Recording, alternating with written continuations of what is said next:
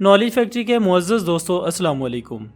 नाज़रीन मोहतरम, आज तक इस दुनिया में ऐसे बहुत से जालिम हुक्मरान गुजरे हैं कि जिनकी जालिमाना रविश हमेशा हमेशा के लिए तारीख का हिस्सा बन चुकी है।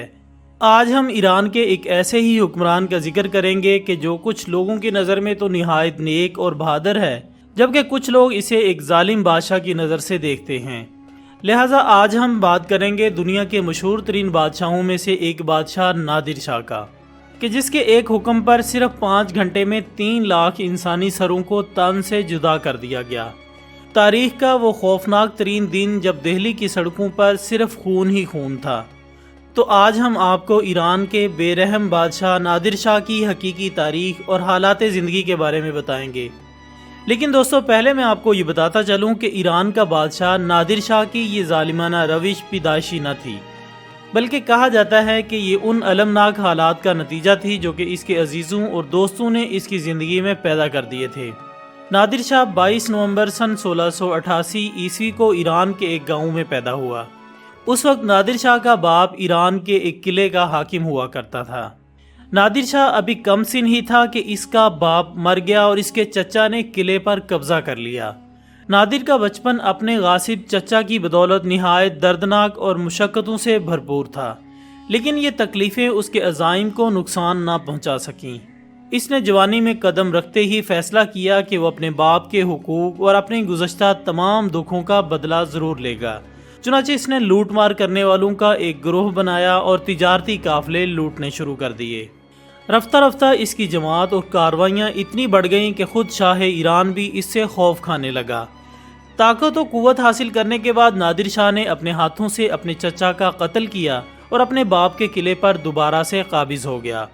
कुछ अरसा बाद नादिर शाह ऐसा जोरावर साबित हुआ कि शाह ईरान ने नादिर शाह से सुलह की और इसे अपने कारोबार में सरदारी का ओहदा भी दिया। शाह ईरान की मुलाजमत में नादिर शाह ने कई बहादुराना काम सर अंजाम दिए। उस्मानी, तुर्कों और अफगानों को कई मार्कों में शिकस्त दी। रूस को धमकियां देकर इससे तमाम ईरानी इलाके वापस लिए। यहाँ तक कि फ़ौज का एक मकबूल लीडर बन जाने के बाद नादिर ने शाह ईरान को माजूल कर दिया।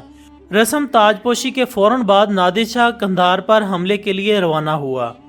उस वक्त सल्तनत उस्मानिया और हिंदुस्तान के मुग़ल शहनशाह तो इसकी बादशाही तस्लीम कर चुके थे, लेकिन कई वजूहात की बिना पर वो काबुल और कागज़नी को फतह करता हुआ हिंदुस्तान में दाखिल हुआ।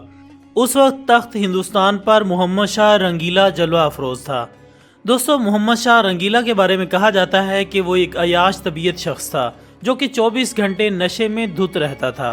नादिर शाह और इसके साथी दुर्रा खैबर के रास्ते बरसगीर की हदूद में दाखिल हुए और पेशावर और लाहौर को फतह करते हुए करनाल के मुकाम तक जा पहुँचे, जो कि दिल्ली से सिर्फ 70 मील शुमाल में था।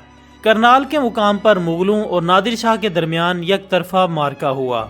मुगलिया सल्तनत की बदइंतज़ामी और अंदरूनी खलफशार का अंदाज़ा इस बात से लगाया जा सकता है कि नादिर शाह तो काबुल से 600 मील का फासला तय करके करनाल जा पहुंचा, लेकिन मोहम्मद शाह रंगीला अपनी पूरी फ़ौज 70 मील दूर करनाल तक भी जमा न कर सका। नतीजतन नादिर शाह के तोपखाने ने हिंदुस्तानी अफवाज को भून कर रख दिया और मोहम्मद शाह रंगीला की 1 लाख फ़ौज के मुकाबले में नादिर शाह के 55,000 सिपाही फतह याब हुए। 11 मार्च सन 1739 ईस्वी नादिर शाह बहैसियत फ़ातेह दिल्ली शहर में दाखिल हुआ। दिल्ली के शहरी पहले तो दब गए, मगर जल्द ही ईरानियों के खिलाफ हमले शुरू कर दिए। नादिर शाह के सिपाहियों ने इन्हें रोकने की बहुत कोशिश की, लेकिन इनके हमलों की तादाद बढ़ती ही गई। उन्होंने जगह जगह आग लगा दी और ईरानी फ़ौज के कई आदमी जिंदा जला दिए गए। उस वक्त तक ईरानी सिपाहियों को तलवार चलाने की इजाज़त हासिल न थी। नाज़रीन, कुछ देर बाद नादिर शाह जब हालात का जायज़ा लेने शहर में निकला तो उस पर भी पथराव शुरू हो गया। यहाँ तक कि किसी मकान की छत से उस पर बंदूक से फायर किया गया। ये गोली उसके बराबर खड़े एक ईरानी सरदार को जा लगी। अब नादिर शाह गुस्से में ऐसा भरा कि उसी वक्त कत्ले आम का हुक्म दे दिया। इसके हुक्म के साथ ही दिल्ली में मौत का बाजार गर्म हो गया। क्या बड़े छोटे, औरतों, मर्द और बुजुर्ग सबकी तलवारों से गर्दनें उड़ा दी गईं। मकानों से शोले बुलंद हो रहे थे, दुकानें लुट रही थी। कोई कुव्वत ऐसी न थी जो कि इस खून खराबे को रोक सके। बिलाखिर दिल्ली के उमरा की मिन्नतों समाजत पर यह कत्ले आम मनसूख किया गया। लेकिन उस वक्त तक दिल्ली के 3 लाख शहरी अपनी जानों से हाथ धो चुके थे। قطار در قطار رکھ کر یہ لاشیں جلائی گئیں، اس کے باوجود اتنی بدبو پھیلی کہ سڑکوں پر چلنا محال ہو گیا۔ ناظرین، اس قتل عام کے بعد نادر شاہ ہندوستان اور اس کے امراء اور جاگیرداروں کے خزانوں کی طرف متوجہ ہوا۔ مغلیہ خزانے سے تمام جواہرات اور دیگر قیمتی سامان لوٹ لینے کے بعد مزید 3 کروڑ روپے کا مطالبہ کیا گیا۔ اس مطالبے کو پورا کرنے کی خاطر کئی صدیوں سے بند تہہ خانے کھول دیے گئے۔ جو دولت مغلوں نے 400 سال میں جمع کی تھی وہ سب کی سب نادر شاہ کے ہاتھ لگ گئی۔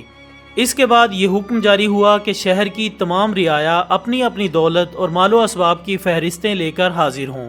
نادر شاہ کو اختیار تھا کہ ان میں سے وہ جو چیز چاہے پسند کر لے، سو تمام رعایا اپنے اپنے مال کا حساب لے کر حاضر ہو گئی۔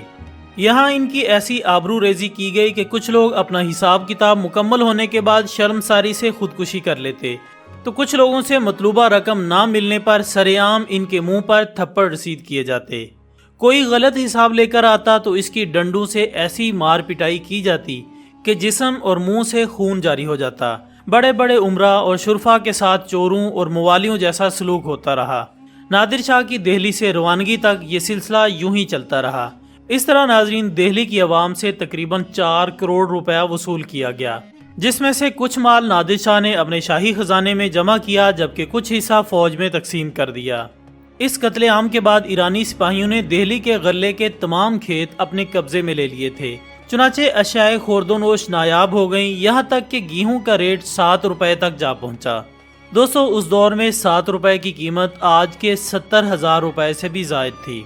دہلی میں رہتے ہوئے نادر شاہ کو شہنشاہ کہہ کر مخاطب کیا جاتا، یہاں تک کہ جمعے کی نماز میں نادر شاہ کے نام کا خطبہ پڑھا جاتا۔ فارسی میں نادر کے نام کے سکے بھی تیار کیے گئے۔ اس کے بعد نادر شاہ نے محمد شاہ رنگیلا سے ملاقات کی۔ محمد شاہ رنگیلا کی حسین و جمیل بیٹی، جو کہ پہلے ہی اپنے بیٹے نصر اللہ مرزا کے لیے مانگ چکا تھا، اب اس نے محمد شاہ رنگیلا کی وہ پگڑی جس میں کوہ نور نامی ہیرا موجود تھا، اس کے سر سے اتار کر خود پہن لی۔ جب وہ دہلی سے روانہ ہوا تو اس کے ساتھ بیش بہا دولت، کوہ نور ہیرا، تخت طوس، ہزاروں جنگی گھوڑے ہاتھی اور نہ جانے کیا کیا تھا۔